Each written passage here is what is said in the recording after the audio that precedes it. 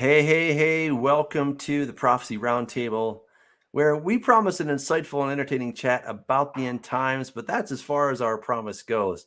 We're going to have a really good time tonight. We're going to talk about that man-child in Revelation 12. Was Jesus raptured? Ooh, this should be a lot of fun. Okay.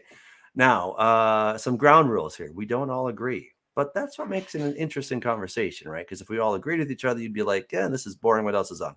But we're going to take a look at that passage. And all right, we have some different views, and that's okay. We're okay with that. So we're going to open up the floor and to help not only moderate, but to give us some fantastic ideas here. We have the amazing Chris Steinley joining us. So, Chris, so glad that you could be with us to help bring some insight into this interesting passage. So, what we agreed to do, and we're not debating, we're just chatting. I'm going to read the passage, and then we're just going to kind of open it up and talk about it. So, let's go ahead and do that. Now, a great sign appeared in heaven: a woman clothed with the sun, with the moon under her feet, and on her head a garland of 12 stars.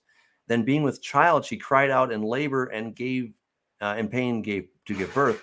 And another sign appeared in heaven: behold, a great fiery red dragon, having 7 heads and 10 horns, and 7 diadems on his heads. His tail drew a third of the stars of heaven, and threw them to the earth. And the dragon stood before the woman who was ready to give birth, to devour her child as soon as it was born.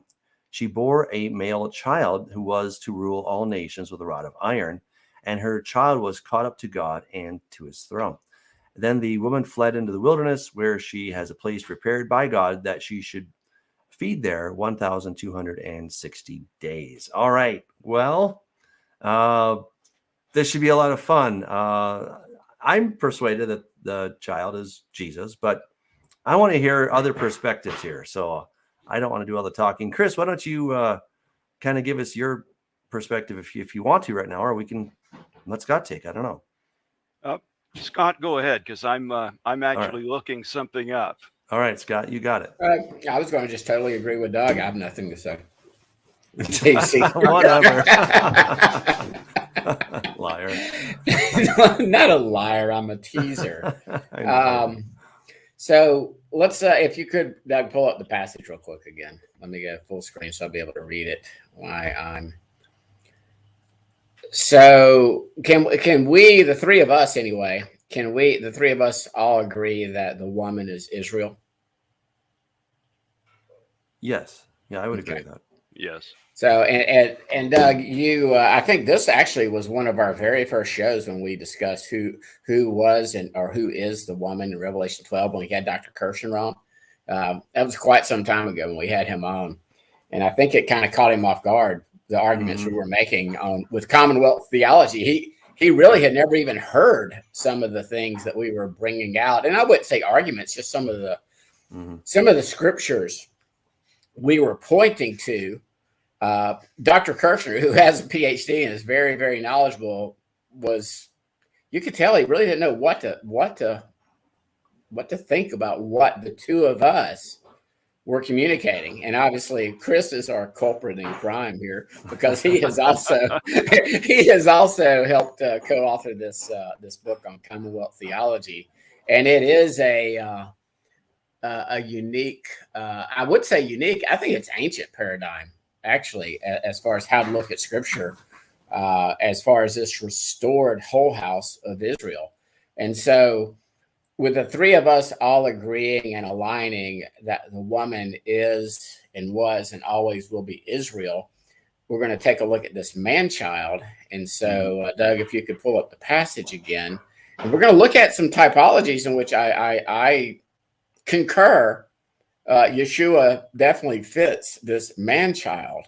And there's no doubt that Yeshua, as the king, will actually rule the nations with a rod of iron. But we see from typology, we see that this man-child is not only Yeshua. We see an example with the typology of Moses and how Moses, similar to Yeshua, and in this pattern that we see here in scripture, where the dragon, the beast, Satan, if you will, typified by Pharaoh, back at prior to the Exodus, when it was Pharaoh who was trying to kill and all the Hebrew children, all the Hebrew males. And then Moses was obviously hidden in an ark, placed in the water, and then drawn out from the water. And we do see that Moses was a type of ruler and reigner over Israel, who was and is the woman. Same thing with, we see the same thing with Yeshua. Obviously Herod, who is a type of Antichrist, a type of beast, that in order to prevent God's redemptive plan from coming to fruition, there was another scheme, if you will, to try to eliminate this seed of the woman, Israel. It's not this, the woman is not Mary, and I think that's why it's a good argument that the man child is not Yeshua. It's not Jesus. So there, but he certainly is a type of this man child. And I think if we go to Revelation 2, maybe verse 26, Doug, and I'll make the connection here with this, with who the overcomers, if you will rule and reign. And there's other passages too, where Paul, he doesn't allude to this, he flat out says it. You know, and now I say to you, and this is obviously the letter to Thyatira, the fourth, I believe this is the fourth letter to the fourth assembly. I will put on you the burden, but hold fast what you have till I come. And he who overcomes and keeps my works until the end, to him I will give power over the nations. He shall rule them with a rod of iron. They shall be dashed to pieces like the potter's vessels. I have also received from my Father, and will give him the morning star. So again, I believe that these overcomers, the bride, if you will, this chosen, many are called, few are chosen, will be these overcomers who actually do rule and reign with the Messiah, govern with him throughout the I guess what I like to call the seventh day, now the Sabbath day, the millennium, and will actually sit on I believe that gets a lot deeper than what we're talking about right now, but actually be part of the great white throne judgment at the very end of this age, the next stage prior to going to the eighth day. But so I believe the man child is a select group of believers who, and if we could look at Isaiah 66, I forget the passage, but it talks about, I forget the verse, but it talks about how a male child is born prior to tribulation, which is very, very interesting and intriguing. I brought it up in past shows, and we have never done like an in-depth show on it. But there it is. Before she was in labor, she gave birth.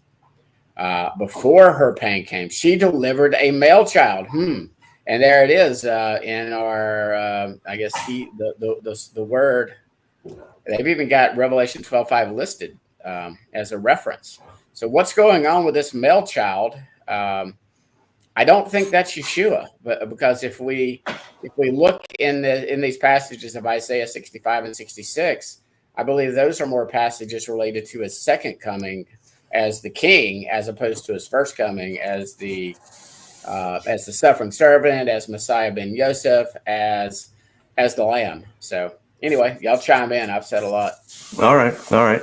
Well, so let's go to another passage, because what Revelation is quoting from is, of course, Psalm 2. Why do the nations rage and the people plot a vain thing? The kings of the earth set themselves together, and the rulers take counsel together against the Lord and against his anointed, right, as Mashiach, saying, let us break their bonds in pieces and cast away their cords from us. He who sits in the heavens shall laugh, the Lord shall hold them in derision, etc. He says, yet I have set my king on my holy hill of Zion. I will declare the decree. The Lord has said to me, you are my son. Today I've begotten you. Sounds like Messiah. Ask of me, and I'll give you the nations for your inheritance and the ends of the earth for your possession. You shall break them with a rod of iron. You shall dash them to pieces like a potter's vessel. All right, so that is the original citation, obviously, that Jesus himself is quoting in the book of Revelation, but it's coming right here, which is talking about what this male child is going to do. All right. So, Scott, I see your points. I think they're interesting, and they're good. All right. I'm not discounting them. I'm just not agreeing. Well, but who You know. rules with Messiah? Who hold on. Wait a second. is part of that scepter? It's my turn right here. I know. I'm just asking you a question. I know, Mr. Lawyer, but I can lawyer you back. And no. I didn't ask him. I did not ask so, you wait a a second. leading question. Wait, Scott. Let me finish. All right. So, So she bore a male child. I agree. This is Israel, right? And I would suggest that the male child that was caught up to God and to his throne. Okay, so this is where we're going to look at this word, right? I think this is where it gets, a little bit exciting. Is talking about this particular word, and Chris is going to help us with this really interesting perspective. Yes. Okay. Right. So he was caught up. Right. Here we. Harpaste. Yeah. Thank you. Harpaste. All right. So, or harpaste.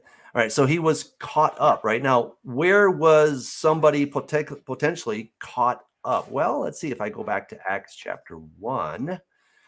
That is where we actually have Jesus who ascends to the heaven. Right. In fact, let me just go back really quick there. Not the same word now. That's all right. Not the same word. Hold on. And her child was caught up to God and to his throne. Okay. So we'll go back to Acts chapter 1. And, Jesus, of course. Hold on, Scott. Just I know it's a different word is all I'm saying, dude. It's okay. not. It's like orge and tribulation. They're not the same. They're not synonyms. All right. I'm fine with that. All right. So now when he had spoken these things while they watched, he was taken up and a cloud received him out of their sight. Right. And, men of Galilee, why are you gazing up into the heaven? This same Jesus who was taken up from you into heaven will so come in like manner as you saw him go into heaven. All right. So that's what I would suggest, that this is the male child that was caught, that was past tense, caught up into heaven. This is talking about Jesus, who was indeed caught up into the heavenlies, if we will, okay, wherever that heavenly, well, ultimately to God's throne. We know from Acts chapter 4 that he was taken up into, he's at the right hand of the Majesty on high, right? He's standing there, right? So we know he's at God's throne. So that's how I would see it. So, yeah. Chris, it's now your turn. Yeah, go ahead and pull up Acts chapter 3, verse 21.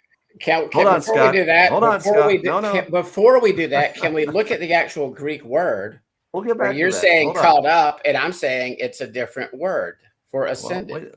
Well, let's let Chris have a moment here. Okay. All right. So, Chris, 3 what? Where are we here? Yeah, verse 21. There we go. Okay. Whom heaven must receive until the times of restoration of all things.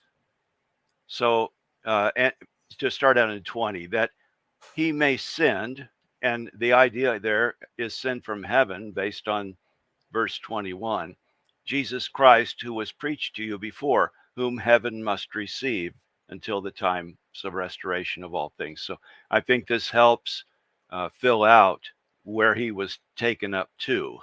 And it should be obvious, but yeah. Okay, let's look at the Greek there in Acts chapter 1. Let's see if I can get there.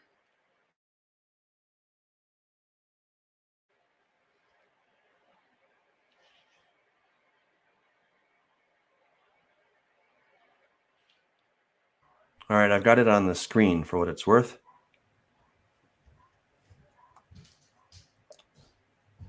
All right.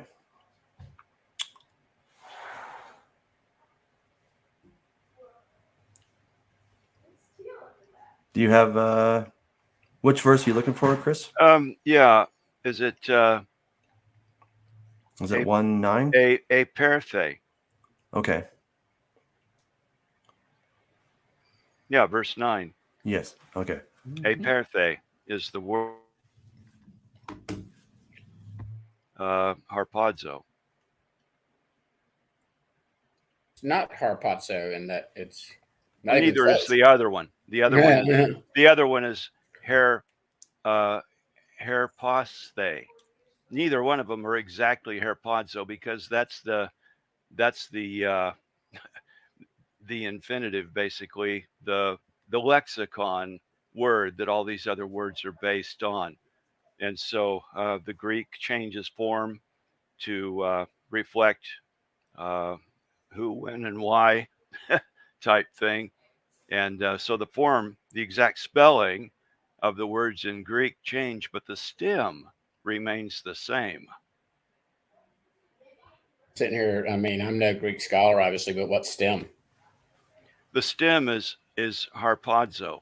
The stem is harpox, basically, the word these things are derived from. What would that be in Strong's? I'm sitting here looking. Would that be 1909 or G142? I don't. Because I'm looking at again, BLB is by no means I have the Greek. Yeah, it's by no means the be all and end all. But according to this, the root word etymology is from 1909 and G142. And this is like a lifting up, exalting, take up, hoisted up. Yeah. Versus a snatching or a seizing. Okay. It's the same word. And there's but it's not. Yeah, there's no up in either of these, in any of these words. That's inferred by the context. Yeah, the up is a very American or English type thing where we put on these extra little prepositions to, to go down versus having a word to say that, right? Or to come up, right? And that's very much something that we add in English. That's not always reflected in the Greek by any means. And here's something that certainly is a parallel with what we see in 1 Thessalonians 4:17 is there is a cloud. There is an ascension. Like you just said, the up is not necessarily there, but there is an ascension. There is a lifting off the earth into a cloud. Now, whether that's a literal cloud, I believe it is, and a spiritual cloud, which I believe it is. It's like that veil between what we can now see, as opposed to where Yeshua is at this time. He went into the cloud, and that's where he is to this day, in that heavenly realm at the throne beside the Father. And I just don't think it's that far away. I mean, we think of the heavens and we think of billions of light years, and don't want to get off on a flat Earth tangent, but heaven, third heaven, even could be just literally at cloud level, and us just not even be able to at this point in time see it or realize it or experience it. So that's a parallel between where Yeshua did ascend to, and where in 1 Thessalonians 4:17, after we are transformed or plundered, we will then be caught to the cloud, the same location, same cloud that followed Israel around in the wilderness, same cloud at the baptism. Yeah. Okay, so I think Chris and I are kind of making the argument that the male child is Yeshua. Who would you say is the male child? If it's not Yeshua, Scott, who do you think it is? I think it's the overcomers. I think it could be the 144,000, which I don't believe is just an exact number. I think it's more representative. So how would they be born in a day before the not born? Not if we're talking physical. No. Well, I don't know. I'm just taking the passage that you took. Well, I know, Isaiah 66. How are we? How are we born again? Are we actually born again? Did we enter our mother's womb? Well, I mean, I'm asking you, Nicodemus. No, you explain it. You're the one that made the argument, so make the case. I mean, I'm just. Well, again, how? Same argument. Can I fully explain how a grown man can be born again? No, but I can read John 3 and I can understand the spiritual nature of that. And so, could it be that there will be, prior to the final 3.5 years, prior to the Great Tribulation, there will be a selection process of overcomers of, if you would, a special ops team who are sealed, who are actually maybe caught away, caught up, gathered, if you will, but remain in their mortal bodies. Much like Shadrach, Meshach, and Abednego were protected through the fire, much like Lot was taken out of the danger, but I think that's more wrath at the very end. But I do see that there could be, and it's just something I've been mulling over, and I'm hearing it from more and more teachers who really don't even want to go there because it starts to lead you back into this pre-tribulation rapture nonsense. But there could be this sealing, protecting of a number who will be, and again, the 144,000. And Doug, you've got great arguments as to why Revelation is thematic. Okay. I align with that now completely. A video I watched recently, I'm going to go and plug him right now, and I would encourage everybody to go out there and watch this 4-part series, is by a Dr. Tony Robinson on the chiastic view of Revelation. And then he spends a lot more time than I will be able to do so this evening, breaking down in parts 2, 3, and 4 of that series about the woman and the man-child. And so I would highly encourage that, but it's not just me that's been seeing this over the past year or two. It's others that are not, they're not dispensationalists. They fully understand that the elect are in the restored whole house of Israel, made up of both Judah and Israel. There's not going to be some we get out of here early rapture party type thing, Mm-hmm. but they're all seeing this same. And again, I don't know how anybody deals. It's just it's an interesting passage over in Isaiah 66. Before the tribulation, before the birth pangs, there's a male child born. I have kind of a two-part answer. Yeah. Go for it. Go for it. And it does say male child. It doesn't say children. So that in itself would lead me to believe that this is Yeshua we're talking about.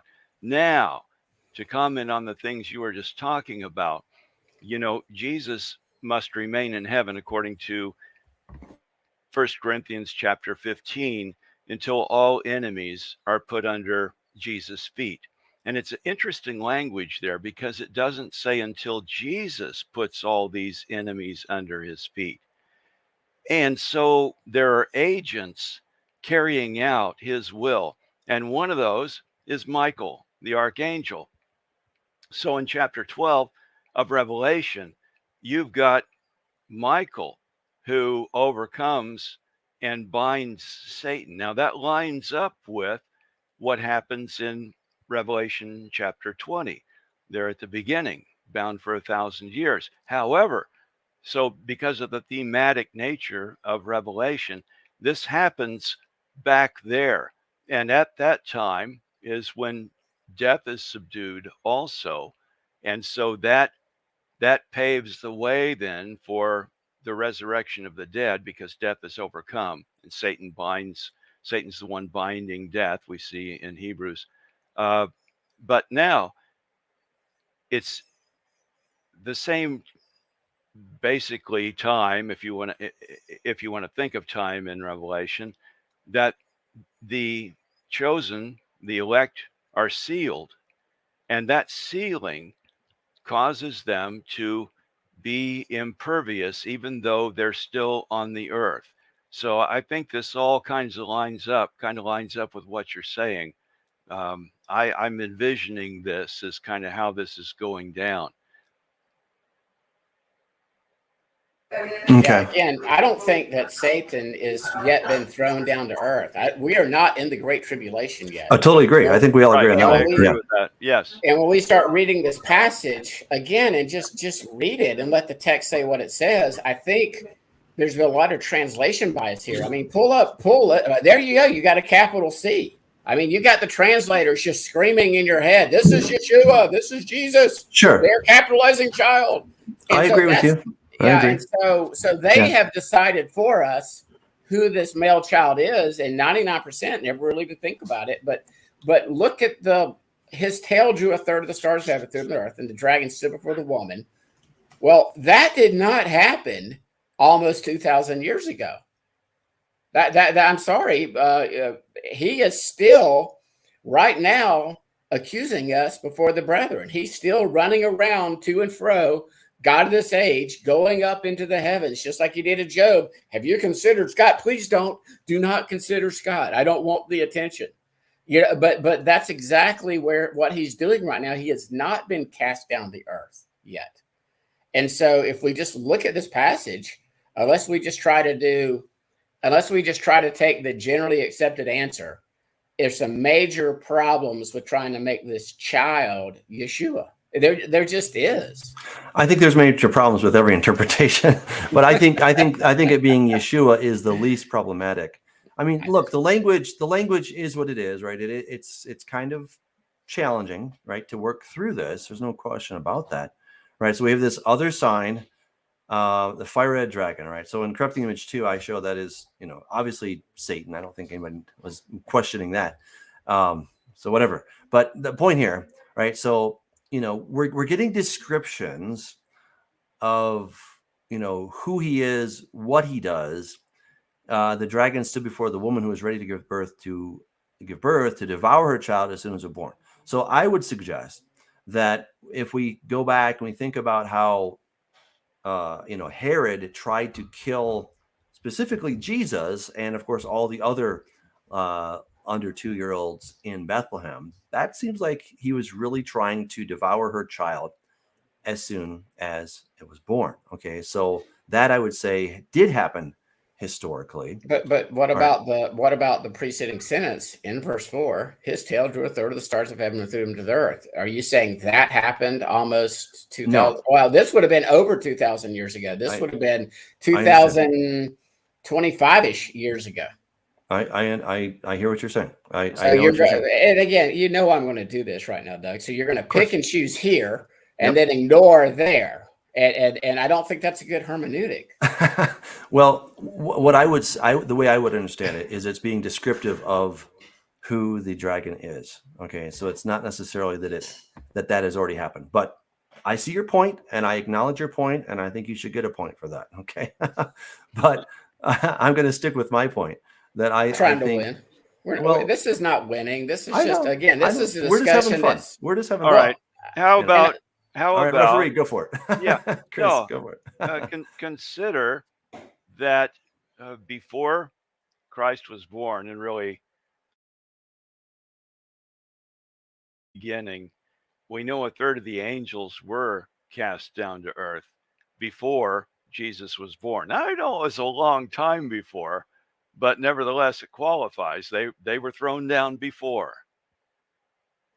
Interesting. So I guess the question then is, thrown down to the earth, does that mean that they were, in some sense, physically thrown, like they're now on the earth, or were did they join Satan's ranks? I remember reading this book called The Way of the Shaman. I read it because somebody I know was getting into it, and then I was like, I think I'll read this because it sounds interesting, and I want to see what he's up to. And I think I believed it more than he did. The long story short here is that this guy who went on an ayahuasca trip in South America, he had this trip, and in his trip, what's the better word? His hallucination, whatever this thing is, he came to the point so close to death that he saw in this kind of vision type thing, there were all these stars that were falling to earth. And they came down, and then they talked to him, and they said, we came down here to flee from our enemy who's up there, right? And so he had this whole description. So this guy was really freaked out about it. So he went to the local missionary after he came up out of the ayahuasca trip, and the missionary took him to Revelation chapter 12, and he's like, oh yeah, they're always saying that, but these are essentially demons who are saying that we are now the rulers of the earth, but we had to come down here to flee from our arch enemy, who is of course God, right? So I thought it was really interesting, so if we submit that piece of evidence, in this whole quest to interpret this, that would suggest, by their admission in this book on the way of the shaman, that they're saying that, yeah, we actually did come down here. So it's interesting, to at least consider that perspective.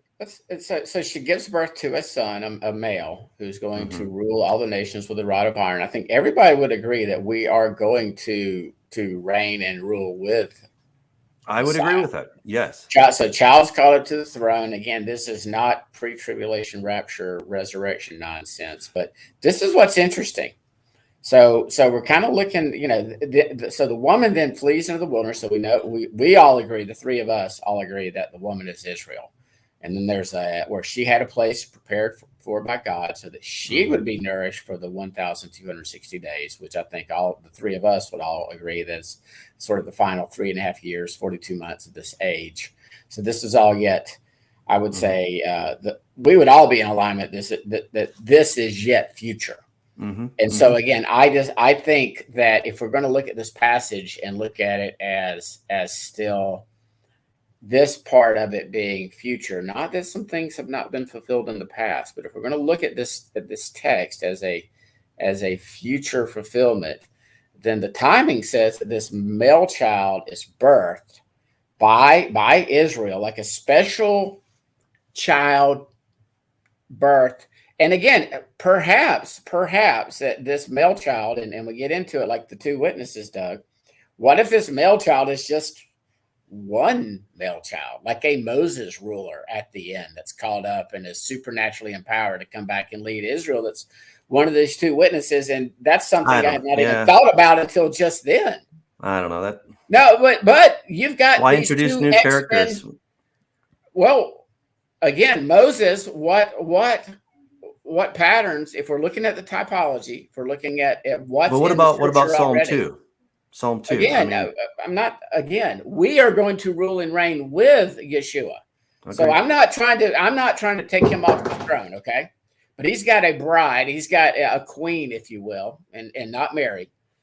So he's got a co-ruler, and so whether nobody denies that. I mean, I could sit here and proof text you with like 10 or 15 different passages where we are going to rule and reign with him. I'm not trying to take Yeshua off the throne. I'm just saying that this rod that he may be ruling with, that rod, what if that rod is the bride? What if it's this male child that he's delegating his authority to, if you will? So, well, yeah. Anyway. So let's go to Daniel chapter 7, because I think this has very, very, very similar themes. Okay, so I was watching the night visions. Behold, one like the Son of Man coming with the clouds of heaven, and he came to the Ancient Days. They brought him near before him. To him was given dominion and glory and a kingdom, that all peoples, nations, and languages should serve him. His dominion is an everlasting dominion which shall not pass away, and his kingdom the one which shall not be destroyed. Now, I think that this Son of Man here, I think we're in agreement. This is Yeshua, okay? And he is going to be the one who is given dominion. Now, to your point, Scott, I see your point. I really do. Okay, because now we're talking later about the saints, right? That the horn is prevailing against the saints until the Ancient of Days came, etc. And he's going to persecute the saints. The court shall be seated. They shall take away his dominion and consume and destroy it forever. And the kingdom and dominion and the greatness of the kingdoms under the whole heaven shall be given to the people, the saints of the Most High. His kingdom is an everlasting kingdom, and all dominions shall serve and obey him. All right, so it's going to be given to the people, yes, but it's also given to him. So this is where we become co-rulers with Yeshua, right?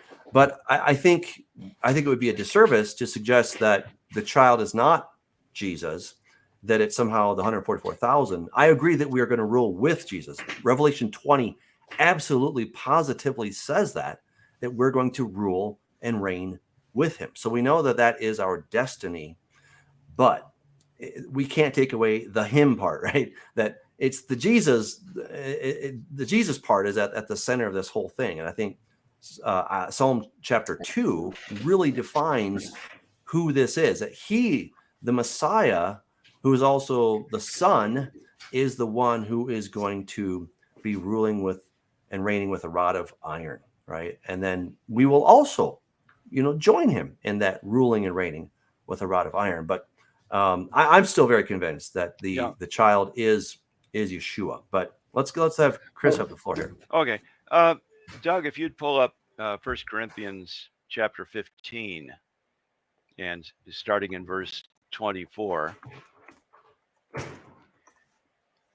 you get a parallel verse to what we just read in Daniel about the kingdom being handed over to the people. And so, but when he says all things are put under him, it is evident that he put all things under him is accepted. Now, in verse 28, when all things are made subject to him, then the Son himself will also be subject to him who put all things under him, that God may be all in all. And so this is the idea that Christ is all authority in heaven and earth given to him, all his enemies destroyed, and then him allowing the kingdom to be not just the king, but the kingdom there, all in all. It's a spiritual look at what's happening there. Yeah, Scott. Speaking of Revelation, let's go to Revelation 5:10. What was the reference again? Revelation 5:10. Chapter 5, verse 10. All right. And have made us kings and priests to our God, and we shall reign on the earth. So again, I'm not trying to get Yeshua off the throne, guys. Okay. Well, we know. I'm just saying that this male child is I'm up to the, again, Tony Robinson, it's Dr. Tony Robinson. He does a good job teaching it. Curtis and my buddies Curtis and Michael have some great teachings on the rod of Elohim and on the great white throne judgment. Really, really, really like going through like 7-part series, if you will, and showing that this rod, that this scepter that Yeshua will reign with is us. It's going to be his bride. Not everybody in the kingdom, not this communist socialism view we inherited from the church, that everybody that is justified is going to be chosen as the bride, but a select, and I'm not saying right now I deserve to be like a fly, maybe at best, flying around trying to get some dinner at the wedding hall. But what I'm getting at is what we've been taught is a communist socialist version of the kingdom.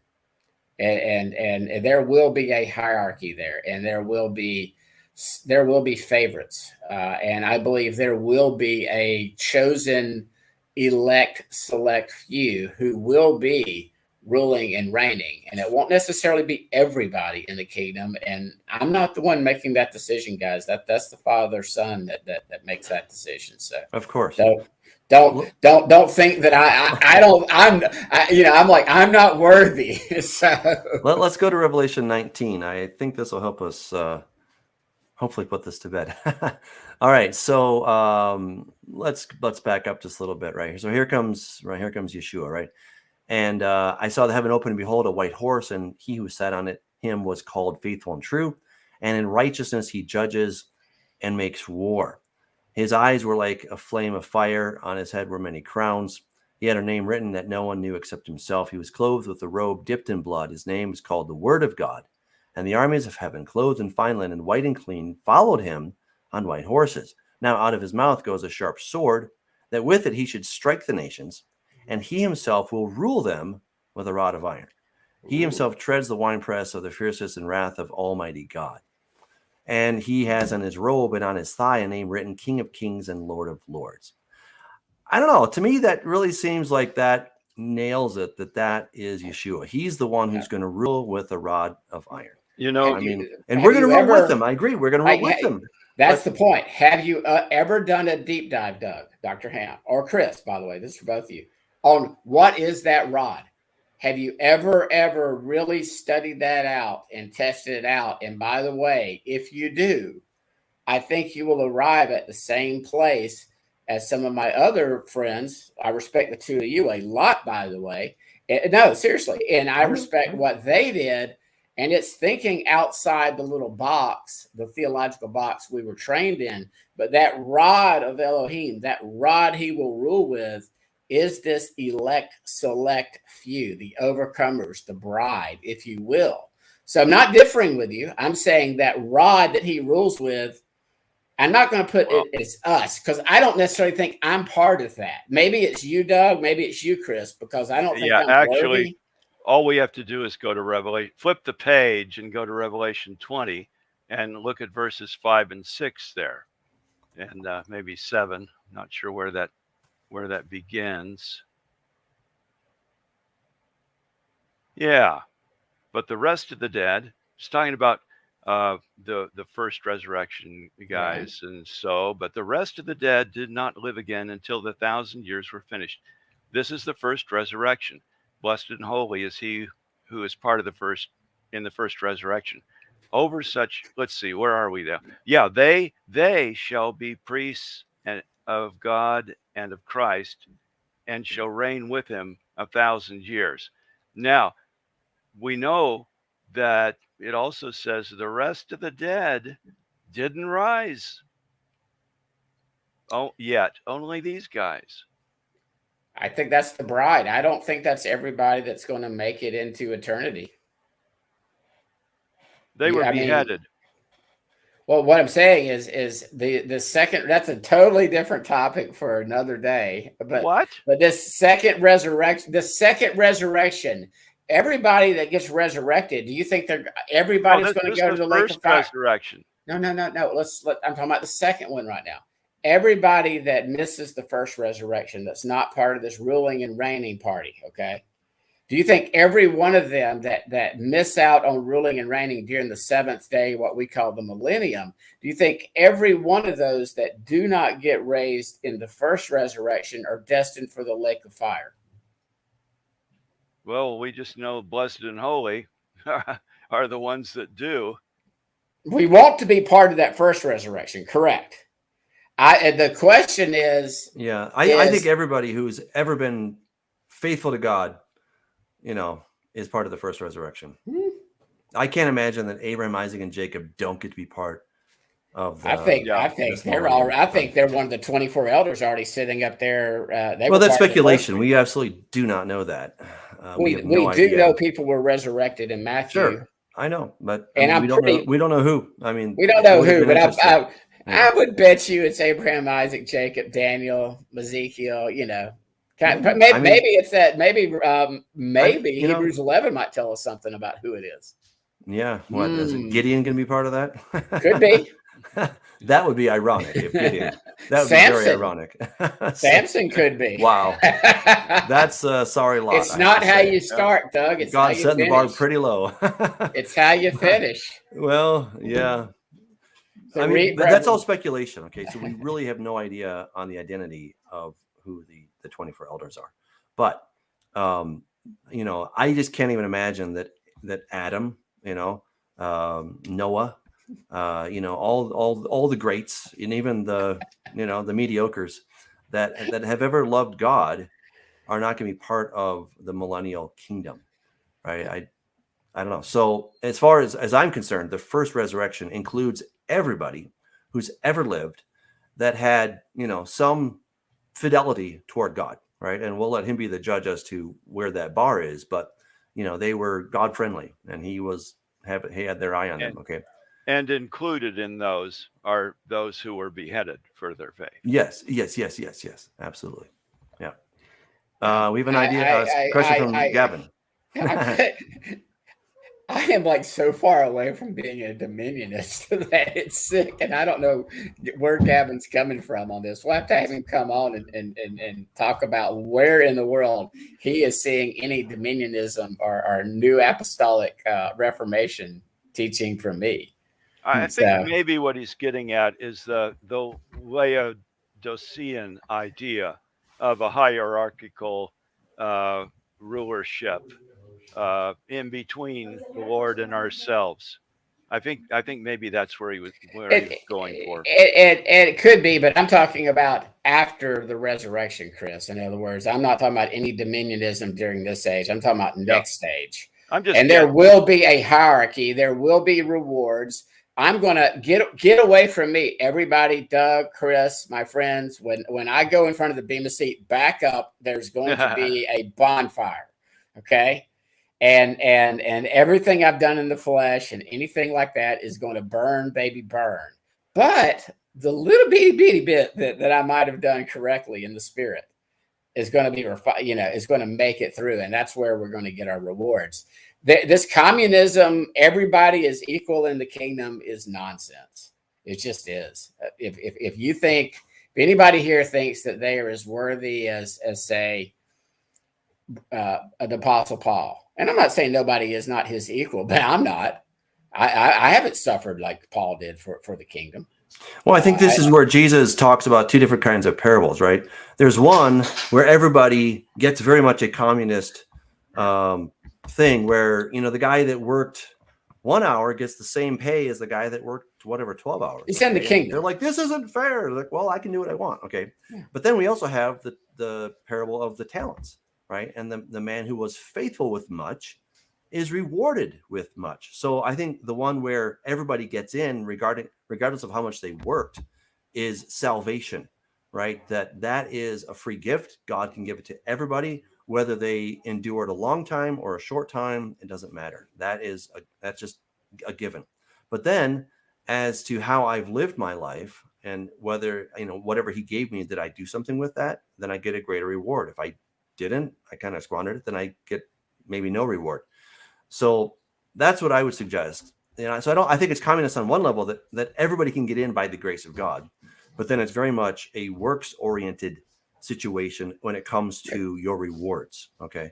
And I picked this up. I like the saying is there will be many that are surprised about how large the kingdom is. And then of those in the kingdom, they're going to be really, really shocked at how many are the bride. So, and I tend to agree with what some of my other brothers and testing out their teachings on that many are called, few are chosen. Those depart from me, I never knew you. They aren't necessarily not in the kingdom. They're just not part of the bridal party, and they're weeping and gnashing their teeth, not because they're cast into Gehenna or the lake of fire. Hey, Chris, jump in anytime here. No, Chris. I did. Yeah, I did, and I will. Okay. Yeah. No, I do agree. You see throughout the Bible, and especially Paul's writings, and Peter, the authority system and respect for authority all the way down, the chain here on earth. So there's no reason to think that that kingdom, especially rulership during the 1,000-year reign, isn't going to be like that. And that's why I pointed out 1 Corinthians chapter 15, because what Paul seems to be saying there is the same as what's said in Daniel chapter 7, that at some point the kingdom is handed over to the people. Now, does that mean there weren't any people in the kingdom before? No, he says he puts an end to all rule and all authority and power. And so somehow we're empowered and we are responding directly to the Godhead. And there is apparently no need to have an intercessor as far as authority control over us, because we're already doing the right thing. We're already living the life. Yeah, I'm just looking at some of the questions here. I want to get to those before our time is up. So this is a question from the Creator's Universe. So at the time of Yeshua, his tail drew the third part of the stars of heaven and did cast them to the earth. I think he had a previous part to his question, but Well, You I know, mean, again, I think that's part of the difficulty in understanding that this vision, right? That this great vision that he saw, right? We're trying to identify who are these characters, okay, right? And we're all working with what we have. We know that Satan is the great dragon. The third of the stars represent the other angels. We see that in the latter part of Revelation chapter 12. The woman, we're all in agreement that is Israel, right? And so then the question is, well, who's the male child? You guys have heard Scott's position that it is more representative of some saints and whoever exactly they may be, but that's yet to be decided. I and Chris lean to the other side that it's more Messiah, right? And I think we all agree that we, the saints, are going to rule and reign with Yeshua at the end. We're all in agreement on that point. We're just trying to decide, okay, who is the male child? So, and exactly when are these cast to the earth? I think to some degree they've been cast they've cast in their lot with Satan, but I think there may also be more of a permanent casting to the earth in the age in the tribulation. But Chris, go ahead. Yeah, I would agree with that because we see Satan going back and forth now, but there's these demons are in the ether, so to speak, right now, and they will be more immortalized at some time in the future. We do know that when Jesus sent the 70 out, he said, "I see Satan cast down." So was he looking forward? Was he looking backward? Or did it happen back then and in the future? So it's really hard to say whether he was seeing it in the future, seeing it in the past, or at the moment that those 70 went out. One sec. Well, so and you see that war broke out in heaven. Michael and his angels fought with the dragon. The dragon and his angels fought, but they did not prevail, nor was a place found for them in heaven any longer. Right. So then the great dragon was cast out. Right. So there seems to be some kind of a veil that he and his dudes are hiding behind, and he has some liberty to come and go at this point. But just then, like Job. Yes, and then at some point in the future, he will no longer have access to going behind the curtain, if you will. And, right? and that's when his wrath is unleashed, because he no longer is able to make that accuser of the brethren. And I believe that's for this final 3.5 years, 42 months, what we call the Great Tribulation, and megathalipsis. So, it's I used to actually worry about that time period. I'm really not the least bit concerned. If we're getting close to there, I believe that if you have nothing to worry about from God. Now, could you get caught up in some type of Hitler-esque type of situation in which you get rounded up and executed? Yeah, but so what? Don't fear those who can kill the body. And as these end time events are winding down, people need to get serious about thinking about eternal consequences as opposed to protecting their life and their American lifestyle and what we've been taught, that we're going to avoid the tribulation, the 7-year tribulation, because we're getting raptured out of here. Fair enough. Scott, this is kind of a question directed toward you, I think. Could the male child be the overcomer who is also the new 8th day man? I don't know about the 8th day man. I'm not giving a thought of that, but Revelation, I think it was Revelation 2 earlier, verse 27. Is that was, if you could pull that back up real quick, Doug, if you don't mind. Sure. Because that's where I was headed with this. It is those who overcome. I think it's Revelation 2, 27, 28, somewhere around there. Yep. Right. And he who overcomes and keeps my works until the end, to him I give the power over the nations. Over the nations. Rule. Right. And so these overcomers do have this power. Now we only derive it from Yeshua. In other words, he's the king. Best case scenario, we're his bride / queen, ruling and reigning with him. We would only derive our authority as a result of what he gives us, if you will. He's the sheriff. We're the deputies. Yes. You know, he's the king. We're the queen. And in this hierarchy, the king is in charge. The queen is just we're like number one minion, if you will, but we're above all the other minions. Okay. So we're like special minions. Yeah. So. Yeah. I think the sheriff and deputy thing, because we are going to be literally deputized to do his bidding. Right. And that's what we see that the angels have right now. If you look in Daniel chapter 4, it was by decree of the watchers that Nebuchadnezzar had to go like a beast for 7 seasons. Right. They apparently were not like consulting with God. God told us to do this, but they had authority because God gave them authority. They're acting on God's authority, but God authorized them, deputized them to go and to do his bidding. And so I think we're gonna have that. So, you know, again, so Ingrid, in regard to your question, I would not suggest that the male child is the overcomer. However, to agree with Scott, I would suggest that we are going to also rule with a rod of iron as Yeshua is ruling with the rod of iron. So I would still identify the male child as being Yeshua rather than just the corporate representation. I think it's Yeshua, and then we get to enjoy those benefits. But I would say it's Yeshua.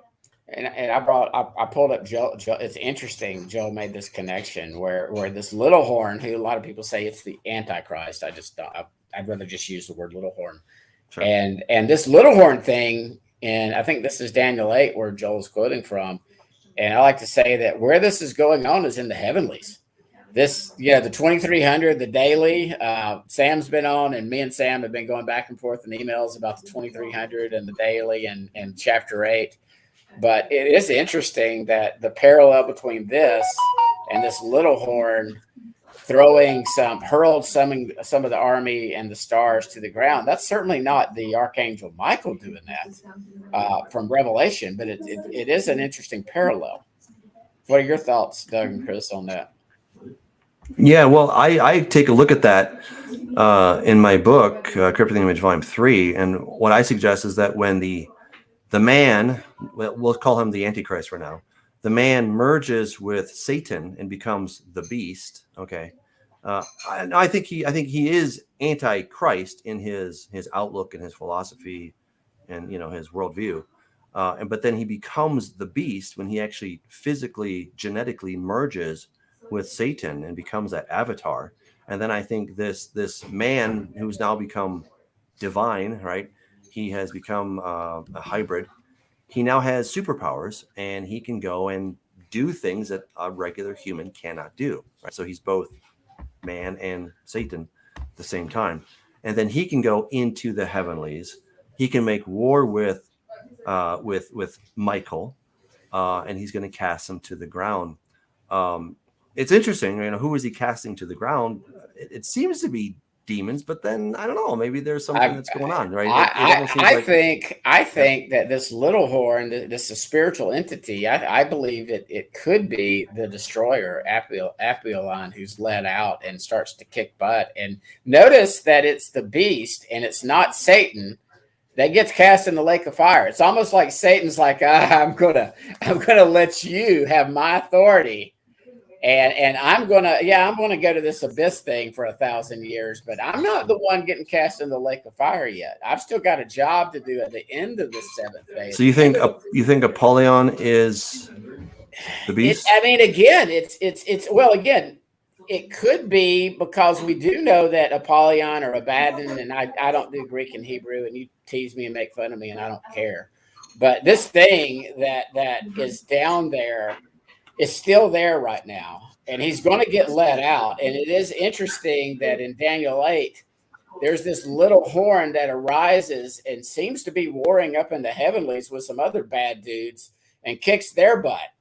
And there's a reason this destroyer, I believe it was the destroyer. People talk about it being the angel of the Lord. No, I believe it's his death angel. This thing that right now is under lock and key. He's got his Yah has his special ops version of really not good angels that carry out his plans. Satan only does what God allows him to do. He's got a pretty long leash right now, but he can't go any further then just like in the story of Job, he gave him a pretty big leash to kill and pillage his children and his property, but wouldn't let him kill Job. That's just Bible 101. Chris. All right. I like the New King James there, where it says he down to the earth. And so the idea there is like these sci-fi movies where you see the dragon or Lord of the Rings or whatever, and he's falling, but this tail whips up, and as he's going down, he whips his tail up, and he drew the third and got them out of the spiritual realm as well, and brought them down to earth with him. So that's the picture I get. I'm just fascinated by that Daniel 8 passage. It's everybody's been focusing on what the 2300 days is here, and I just don't see any evidence. I'm not saying it won't manifest here on this earth, but that's some crazy, spooky, supernatural, up in the heavenly stuff going on there. So absolutely, yeah. No, of course, we should probably spend more time in that whole passage, but not today. So this is a question from Gavin. Question: might the man-child be both the head and the body of Christ, each resurrected in their time? Could be. I wouldn't say resurrected, but yeah, there is going to be two resurrections. There's going to be the first resurrection at the end of this age, at the beginning on that last day, that seventh day. John 6, I think Jesus quotes it 5 times. We see it in Revelation 6 times. About the 1,000 years, and then there's that second resurrection. So, I again, nobody wants to be part of that second resurrection, Gavin. I know I don't. I know you don't. I know it's sort of like the first resurrection. You're in like Flynn. You're golden. You might be a ditch digger in the kingdom, but at least you're in the kingdom, and there's no doubt about it. So Joel Blackford has a comment. The Revelation 12 man-child is a human that will rule alongside Yeshua like King David. What proves this is Ezekiel 45, where the plural form of princes, I guess, is used. In Ezekiel 46, it appears that there is a human ruler also. That would sort of be, again, this select elect, if you will. And it appears that this is chosen prior to the Great Tribulation, and that from Isaiah 66. Not a rapture, not a resurrection, not a transformation into an immortal state.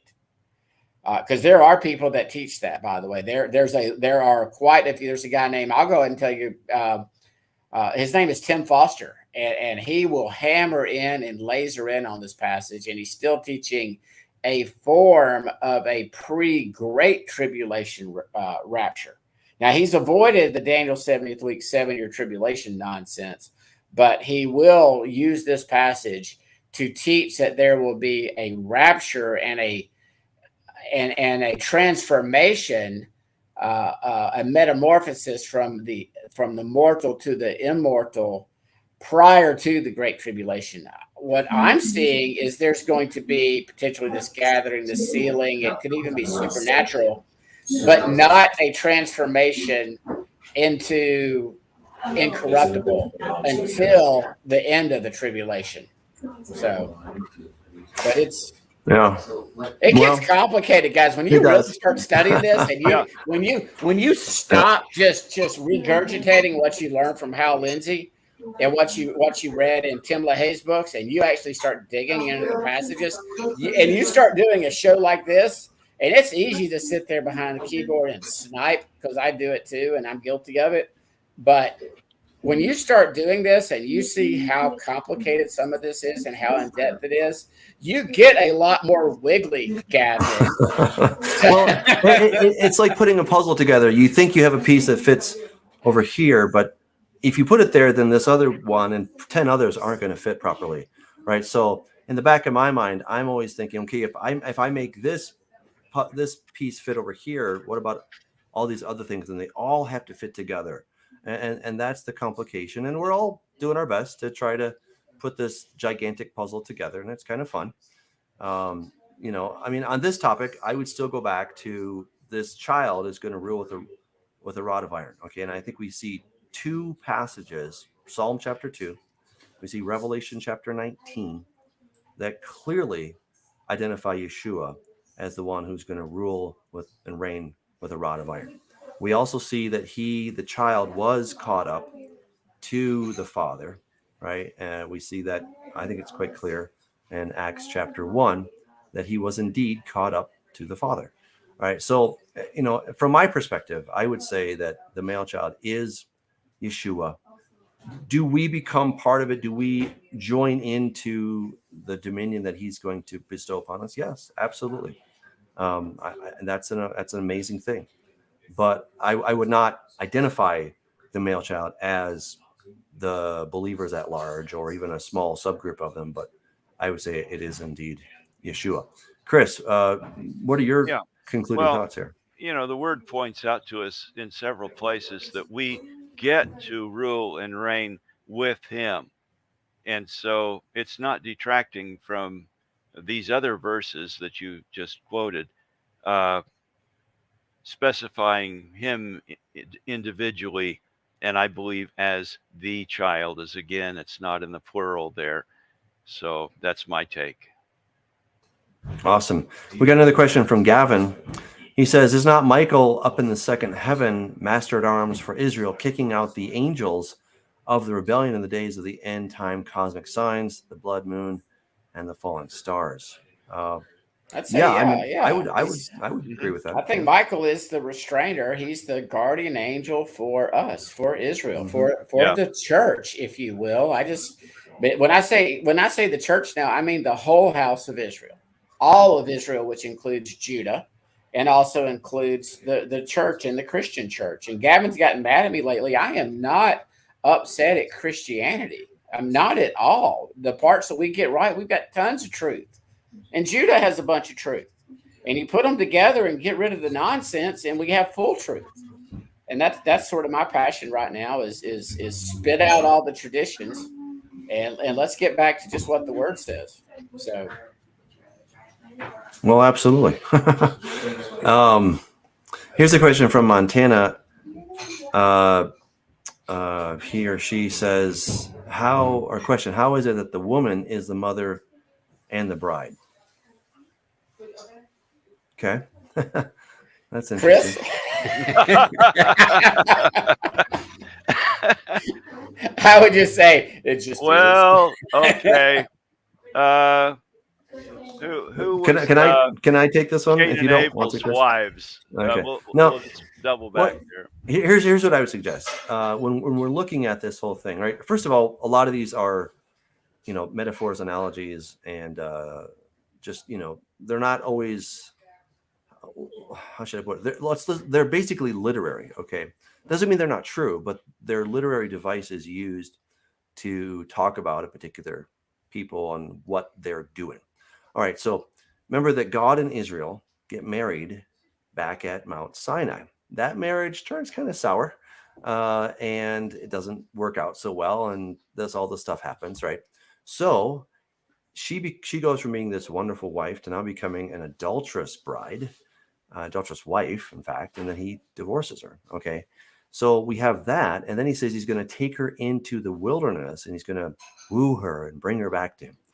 Well, so she goes from being that, and under that first marriage, she gave birth to the Messiah, right? Israel as a whole gave birth to the Messiah. And then when she becomes a new bride, because Jesus died for the wife, the adulterous wife, so that first marriage covenant would be over, then establishing a new marriage covenant. Okay. So if we understand that we're talking about a nation that, yes, was married, then this nation, quote unquote, gave birth to the Messiah, right? It was from her that the Messiah came. And then because of him, now there can be a new marriage contract so that he will then remarry or marry anew this new bride under the auspices of the new covenant. All right. So I hope that makes sense. I mean, Made sense in my mind. But yeah, Chris, did you want to follow up with on that? Well, I think that it's comparable to the virgin birth. Actually, you have God who's basically fathering himself, and we have the Son. So yeah, I agree with you. Where you started out, Doug, it was really good. This is literary, you know. It all of the facets of it don't have to be locked down. In other words, it's not an analogy; it's more of a parable. Yeah, fair enough. Joel Blackford has a question. He says, doesn't Isaiah 24:21 confirm a Mahom starting at the mountain's heights and up to the moon? And that seems to be where the watchers reside, right? Well, so if we go to Isaiah 24:21, it should come to pass in that day that the Lord will punish on high the host of exalted ones, and on the earth the kings of the earth. And just so people know here, the word Mahom, right? So you have that Seva Hamarom, right? So you have the army on high. Okay. Mm-hmm. So Joel, here's how I interpret this passage, which is, they're going to be gathered together as prisoners are gathered into the pit. So this is talking about both the bad angels, okay, who work for Satan, right? He's going to punish those guys, and the bad kings on the earth, the kings of the earth, right? We see them in Revelation chapter 6, where they're like, oh no, we're in big trouble. It's the day of the Lord, right? So all of those guys, all of the kings of the earth and everybody on the earth who's coming to fight against Yeshua, in the day that the Lord comes back, he's going to gather them together as prisoners are gathered into the pit, right? Speaking of specifically here, the host on high, and they're going to be put into the abyss. That is going to be their share of where they're going to go for that time. So I'm not sure anything about a mountain's heights. I'm not quite sure what you're getting at, but Scott. No, I put this. I think it's a good question, but because it actually kind of proves my understanding. So all the other verses are talking about the end of the age. Just verse 5 is about Yeshua's birth. And notice how I put emphasis there. What is the reason that only this verse is talking about an event that happened about 2033-ish years prior to the end of the age, gentlemen? All right. So here's the deal. You can use a predicate to use as a descriptor of what somebody did. So I could say I was at the mall the other day and I saw the guy who walked on the moon, or I saw the guy who walked on the moon. Doesn't mean that I saw him at the moment walking on the moon, right? Buzz Aldrin, Neil Armstrong, but those two are the two guys who walked on the moon, right? So let me take you to a passage that would help us to understand that. Okay, so in Revelation chapter 20, okay, so here we are. So then I saw a great white throne and him who sat on it, from whose face the earth and the heaven fled away. All right, so it doesn't mean that at the moment that John is seeing this, that is when heaven and earth fled away. So first of all, the question is, who is the one who's sitting on the throne?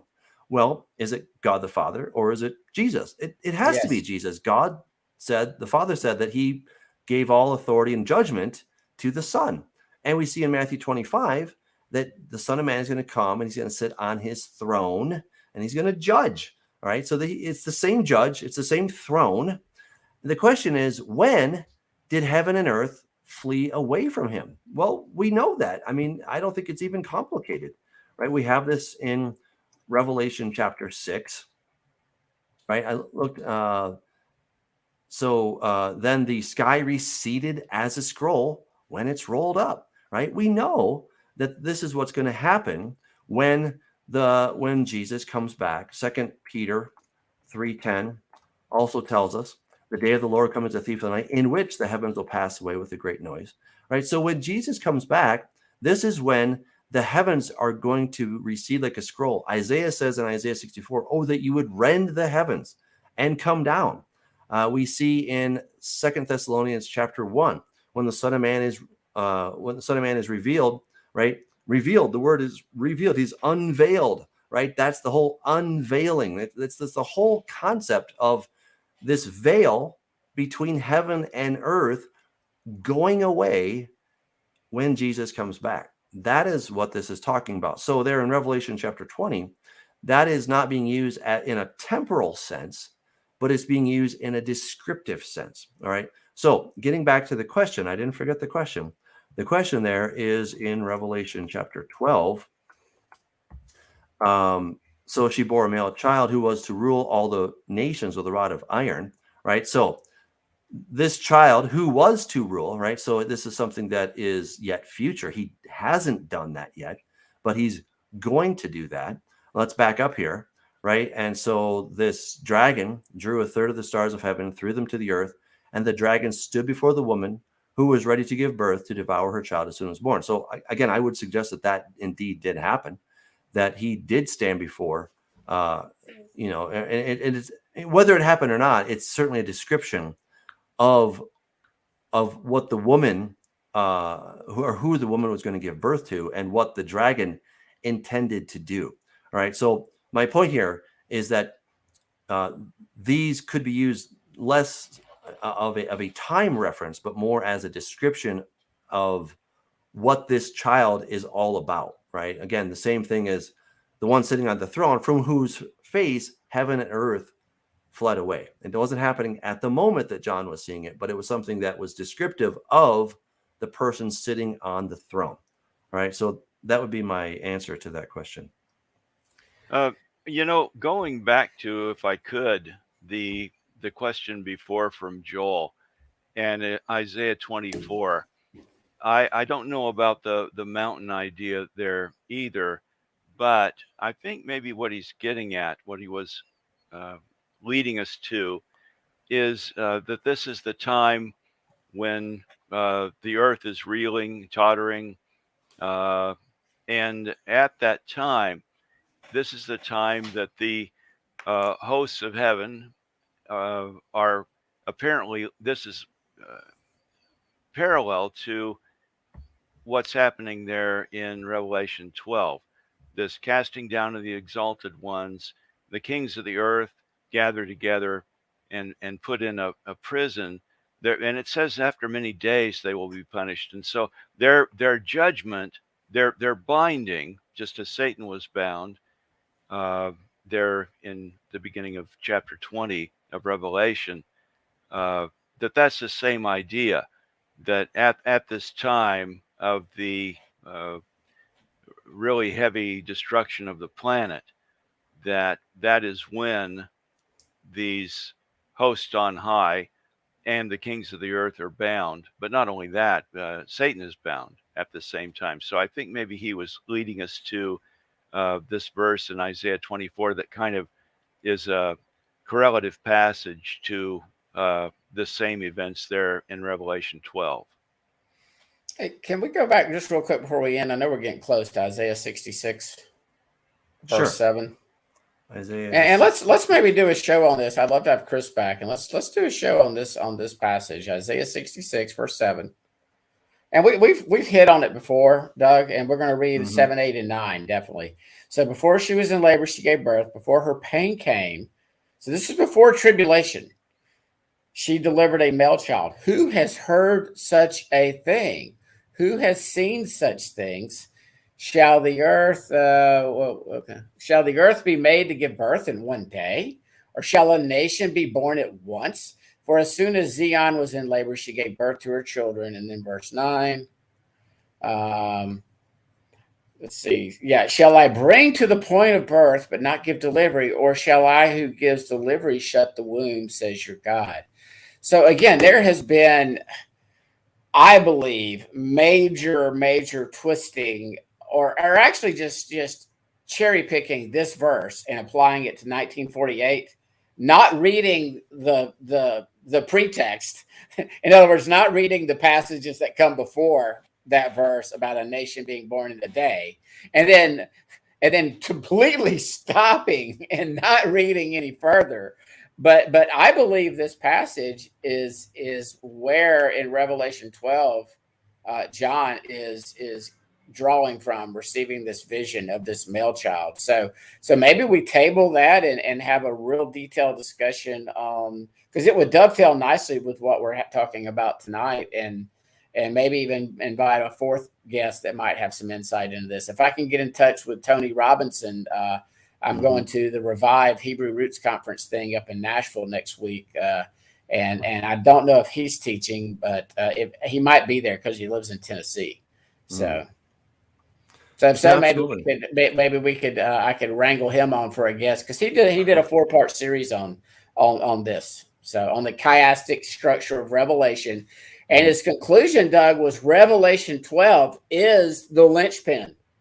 In other words, if once you understand Revelation 12, then it's the linchpin, the trunk, the chiastic trunk from which the other parts of the themes in Revelation stem from. So pretty boring first part, but that's where he's laying the foundation. And then parts 2, 3, and 4 are more about dealing with the woman and the male child. So okay, let's I just want to get to Joel's question real quick. Why not admit you can't solve Revelation 12 at this time?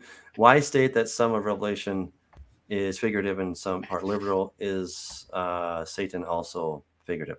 Well, Joel, I think we're working with the text. I will be the first to admit I don't have all the answers. Okay, but what I'm attempting to do is to give, to the very best of my ability, my understanding of how I see it. All right, so I don't have all the answers, but that's how I see it. So, that would be a great example of what I talked about earlier. It's easy to sit behind the keyboard and take pot shots at and again, we've all been guilty of it before. Sure. On Facebook or social media, or even just chatting on this show. We're guilty at sniping at other people, but it is so much easier to do it, Joel and Gavin. Sitting over there behind your keyboards. I think by having this discussion, we're admitting this is a controversial verse that needs discussion and looked at from different sides. And so I think that's why the verse was selected in the first place. Exactly. Because it gives interesting conversation. All right. Well, thank you, guys. This was a fun conversation. And thank you, everybody out there, for your great questions. We appreciate you doing that. Please do make sure to subscribe, share, like it. It's great for the algorithm.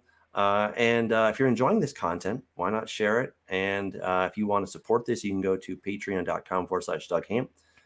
Give as little as $2 or whatever you want to give is fine. If you want to be part of the Way Congregation, you can download our app, the Way Congregation app, available at the Google and Apple stores.